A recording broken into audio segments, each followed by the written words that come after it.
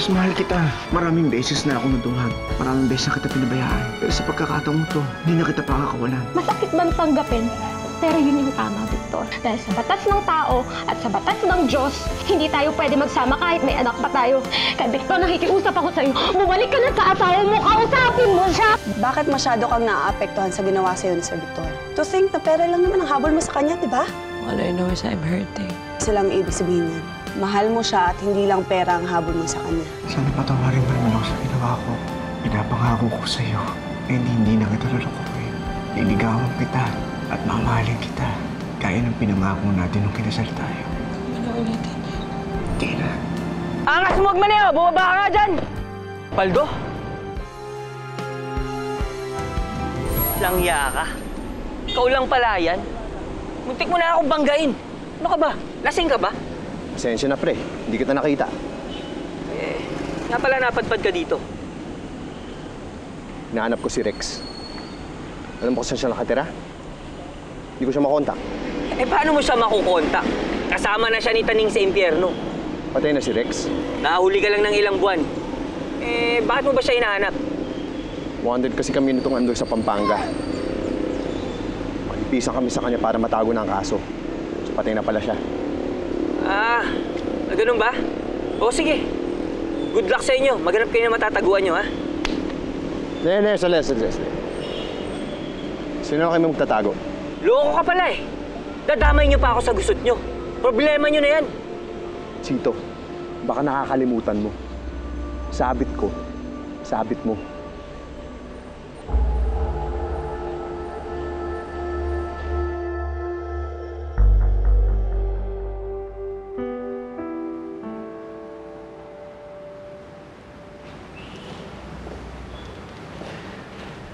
Miss Sarah, kamusta na anak ko?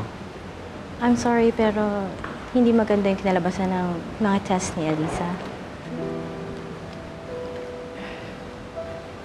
Is there something bothering her right now?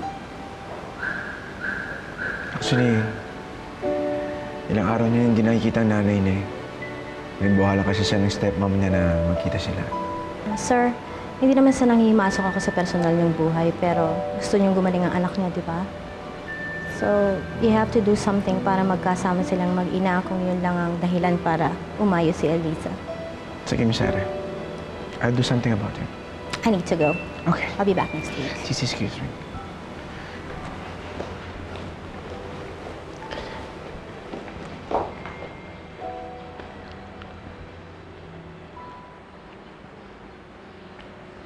Sasabihin mo ba kay isa lang sitwasyon ni Elisa?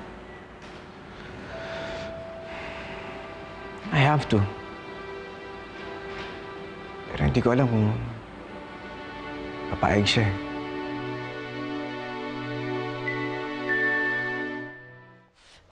Magkalinawan nga tayo. Panandalian lang kayong pwedeng tumira dito sa bahay ko dahil baka matiktikan kayo ng parak. Pati ako yari. Kung paramihan lang naman ang kaso, siguradong talo ko kayo. Huwag mag-alala. Babalik din kami sa Pampanga. Papalamig lang kami sa mga pulis. Bakit ba kasi kayo sumabit? Akala ko ba't igasin kayo sa Pampanga? May mga asungot kasi nagsumbong sa amin. Kung di nila kami nireport sa mga parak, malaya pa rin kami nakakagala sa lugar namin. Huwag lang talaga mag-cross ang landas namin kung di patay sila sa akin. Alam mo, Ate Jam, love na love ko talaga ni Kuya Pipo. Kasi susuyurin niya ang mga ospital sa buong Pilipinas. Bumalik lang yung paningin mo. Kuya Pipo, kamusta pala yung paghahanap mo? Pumunta na ako sa 4 na ospital kanina. Dun sa 4 na yan, Jam, may isa nagsabi sa akin na ikaw yung priority nila. Talaga? Tatawagan na nila ako kapag examine ka. Ha? Nararamdaman ko, hindi matatapos tong buwan na to. Makakakita ka na, Ate Jam. Pipo, maraming salamat ha. Napakabait nyo. Kayo rin, maraming salamat sa inyo. Ngayon lang ako nakahanap ng mga katulad nyo. Hulog kayo ng langit sa akin. Pamilya ka na namin, Ate Jam, at ang pamilya nagtutulungan. Oo. May heart-to-heart talk kayo, ha? Tutuwa lang po kami kasi may pag-asa po si Jam makakita muli. Talaga? Opo. Oo. Nakakatuwa naman yung balitang yan. Sana mabalik din sa akin si Elisa. Wala naman pong imposible sa Diyos, Aling Dolores. Ako nga po, bigla ako nagkaroon ng pag-asa na makakakita ko ulit. Dasal lang po yan. Sigurado po ako magkakasama po ulit kayo ni Elisa. O, halika na, pasok muna tayo sa loob. Init ng araw. Sisi, I just read your message. What's up? Anong kailangan natin pag-usapan? Hindi na ako magpapaligoy-ligoy pa. Nakausap kasi namin ni Victoria yung psychologist ni Elisa and she told us that your stepdaughter is not doing okay. Hindi daw magandang pagtanggap niya sa paghihiwalay nila ni Dolores. Okay, so what do you want me to do about it? Izel, alam kong may kasalanan ng mga magulang ni Elisa sa'yo. Pero sana naman, huwag na maapektuhan yung bata sa away ninyo. Nakakaawa na siya eh. Ngayon pa nga lang siya nakaka-recover sa trauma niya. May bago na siyang inaalala. Not my fault, Sisi. This is all Dolores' fault. Kung hindi niya nilandi ang asawa ko, hindi siya mapapahamak at hindi madadamay ang anak niya. Izel, look. Kung si Victor nagawa mong patawarin sa kasalanan niya, bakit si Elisa na wala namang ginagawa sa'yo, hindi mo pa mapagbigyan? Okay, sige. Sabihin na nga natin na may kasalanan yung nanay niya sa'yo. Half of her gene pool came from Victor. At kung pinagmamalasakitan mo si Victor, sana naman si Elisa din.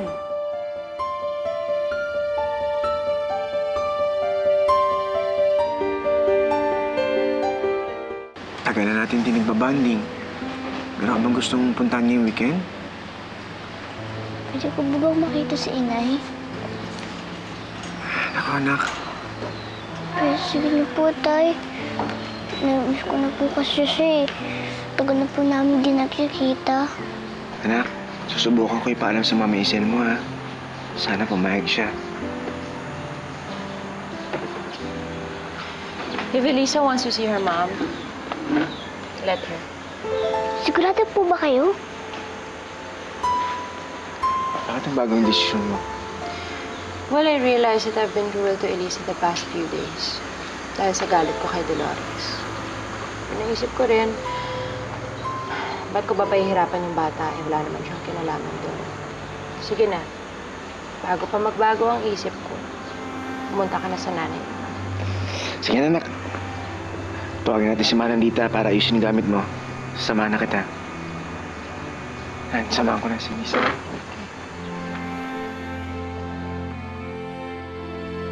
So, naaawa ka kay Elisa, kaya mo siya pinayagang makita si Dolores. Aba, may soft spot ka pala sa batang yun. Akalain mo yun? Anong awang sinasabi mo? Wala akong simpatsya sa batang yon. Nag-iipon lang ako ng bala kay Victor para pag nagkaipitan kami, pwede ko siyang konsesyon. Akala ko naman, sincere ka na sa stepdaughter mo. Eh, yun naman pala. Parte lang siya ng grand scheme mo. Ano pa nga ba? O sige na, I have to go. Dito na sila. Aalis na ang Elisa ko?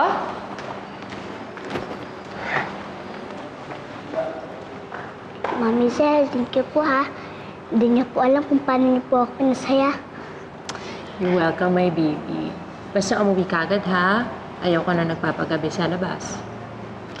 Anak, huwag kang maglilikot dun, ha? Manandita.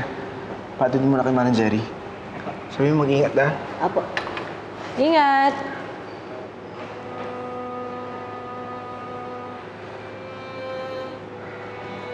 Thank you, ha? Hindi talaga ako nagkamali na ikaw ang pinili ko. Napaka-understanding mo sa lahat ng bagay.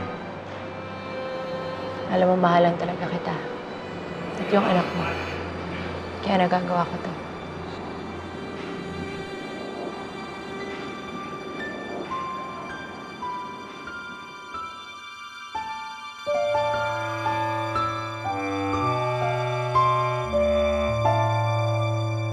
Tikman niyo nga muna itong mga to. Oh. Hindi mo pa nilagay. Mga tumapong pa sa akin yung sabaw. Ayan, tikman niyo. Mainit, ha?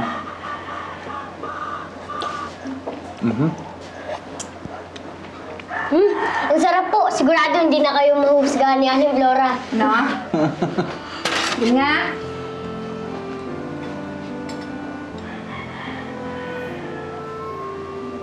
Pwede na? Ako nga nagpapalito. Pala eh. May tikim lang, ha?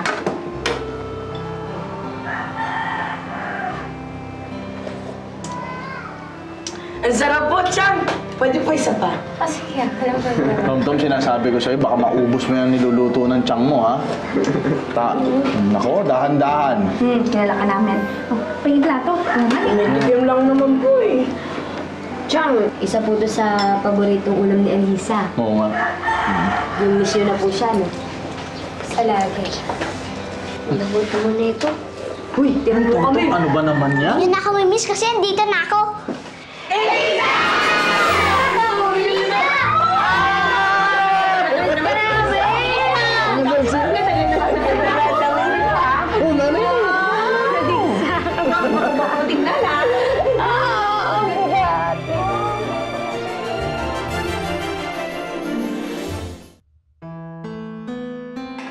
Anak, paano nangyari nandito ka? Huwag mo sabihin na tumakas ka sa inyo, ha? Di pa ako tumakas. Pinagan po ako ni Ma'am Rizal na makapagkita sa inyo. Kaya simula po ngayon, magkakasama na po tayo. Salamat sa Diyos. Isa, busog na busog ka na, no? Namiss ko po ang luto ni Inay. Labo na talaga kahit tatalo sa luto niya. Kahit po yung mga imported na kinakain namin sa bahay. Imported? Baka naman meron kayong mga imported na dilata. Alam mo naman kami dito, Elisa. Ha? Itong babae na to. Nakabalahin mo pa yung bata na magdala ng delata. Hindi ka matuwa na lang na dinalaw tayo dito, hindi na tayo kailangan pasalubungan. Kunti lang. Elisa, sana palagi kang nandito para masaya si Aling Dolores. Nung wala ka kasi, nung di kayo magkasama, palagi siyang malungkot.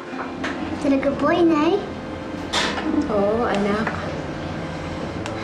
Lagi ko nga tinititigan yung mga picture mo eh. Dahil yun lang yung natitirang alaala mo sa akin.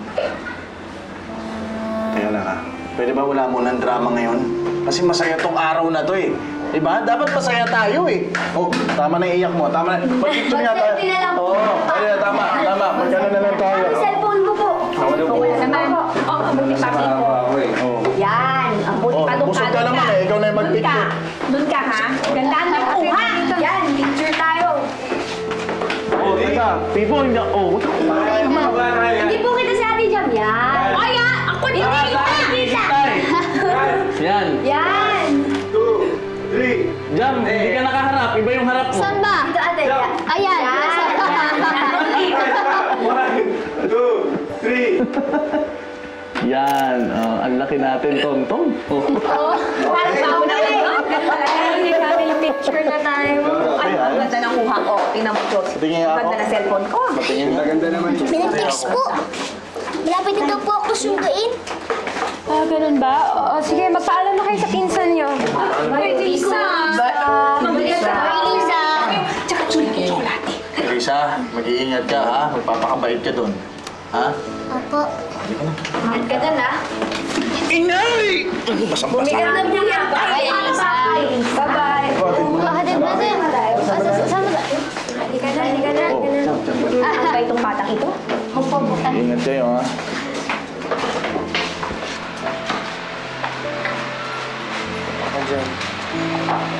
Elisa, umalaw ka agad sa akin, ha? Paalam ko po yung kay Mami Zen, pati rin po kay Tay. Elisa, sana sa susunod mong punta dito, nakakakita na ako ulit, no? Ipag-play ko yun, Ate Jam. Mag-iingat ka, anak, ha? Akalain mo, nandito pala may mga atraso sa akin. Nakakatuwa, no? Kailan lang pinapangarap natin na magkita si Chang Dolores at Elisa. Ngayon, natupad na.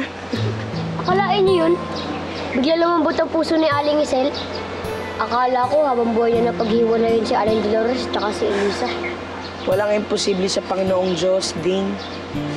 Maganda na yung buhay ni Elisa. Sana magtuloy-tuloy. Sana pala yung sando mo, eh. Sige, anak, ha? Ingat ka. Love, love, love, love, love, love, love, love you, anak.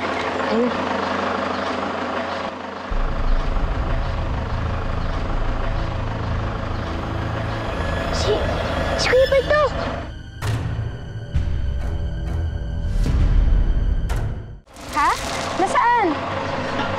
Si Kuya Bal po, nakita ko! Nasaan? Ayan! Nasaan, Elisa? Wala naman ah! Nakita ko siya doon, nakatayo lang doon! Elisa! Elisa, sigurado ka bang si Kuya Baldo yung nakita mo? Opo, sigurado po ako, kaya kalala ko po siya sa lalaki nakatayo doon! Lisa, baka namalikmata ka lang. Oo nga, baka ibang tao yun. Akala mo lang si Baldo. Oo nga po. O sige, Elisa. Ay, naantay ka na ng tatay mo. Sige, Elisa, bye-bye. Bye! Ingat! Bye! Bye, Elisa. Ingat. Sige, Elisa. Ingat. Ricardo, kausapin mo yung kapatid mo, ha? Sabihin mo, huwag magpakakampante. Huwag na siyang lumaban kay Isel. Pag nahuli pa sila ni Isel, ni Victor, kahit nag-uungguyan lang sila, hindi niya makikita yung anak niya ulit. Nakausap ko na si Dolores dyan. Binalaan ko na siya sa mga bagay na yan. Nakikinig naman eh. Hindi niya naman nauulitin yung kasalanan niya. Tingnan natin. Andiyan na pala eh. Si Elisa, nakauwi na? Tom-Tom! Tom-Tom, halika na nga dito. Masahin mo ako!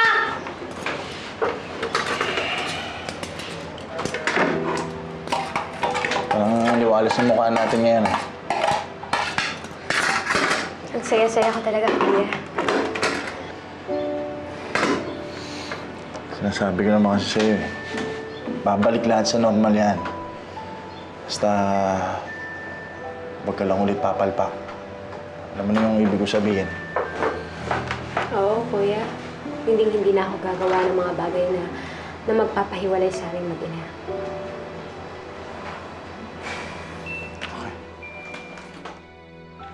Mami Zel! Mami Zel! Mami Zel, alam niyo po ba, siya po namin ini, tsaka buong family ko po. Nag-group selfie pa nga po kami. Thank you po, pinapunta niyo po ako doon. Get off of me! Bakit bumait ang ulo niyo? Dahil nakita kita. Okay na yung mood ko kanina eh. Ngayon dumating ka, nabuisit lang naman ako. Kung ayaw niyo po ako makita, bakit sinabi niyo bago ko umalis na umuwi ako agad? Well, that's just for show, my dear. Kaya please, lumayas ka sa harapan ko at subukan mo lang magsumbong sa tatay at nanay mo. Hindi mo na makikita ang mga magulang kahit kailan. Naintindihan mo? Layas! Buisit na to. Pakita pa sa akin.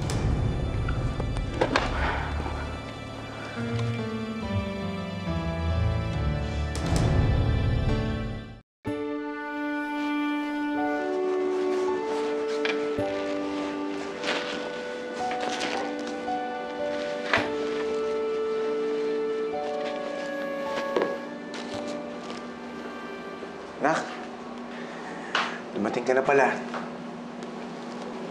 Kamusta ang uwi mo sa inyo? Masaya po. Masaya? Eh, ba't ganyan na itsura mo? Nakasimangot ka.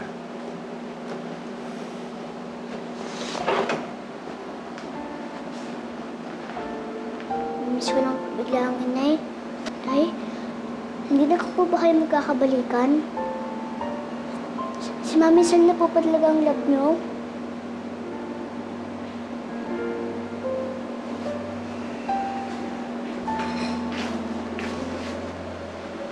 Alam mo, Nak. Si Mami Isel kasi ang asawa ko eh. Kaya... hindi pwede mangyari yung gusto mo. Mas makakabuti na yung ganito para sa'yo.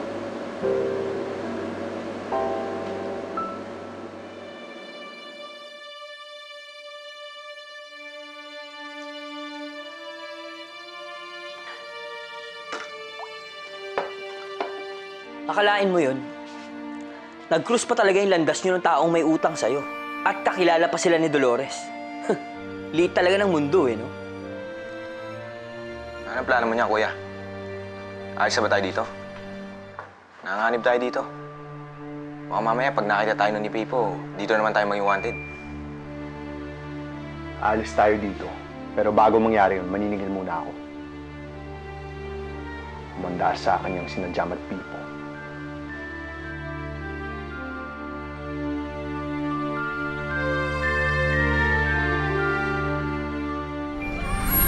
naman ba si Elisa doon kay Izel? Oo, buti na nga lang din, mabait si Izel. Hindi niya pinag-iinitan ng ulo si Eliza kahit nagkasala ako sa kanya. Okay, Kenneth. Po? Na-miss ko kasi yung nanay mo at yung pagsisilbi niya sa akin. Eh ngayon wala na siya, ikaw na ang sasalo ng lahat ng utos ko. Masahe po, 20 pesos lang. Magpapamasaya ako. Magkano? Uy! Ay, nakit! Baldo.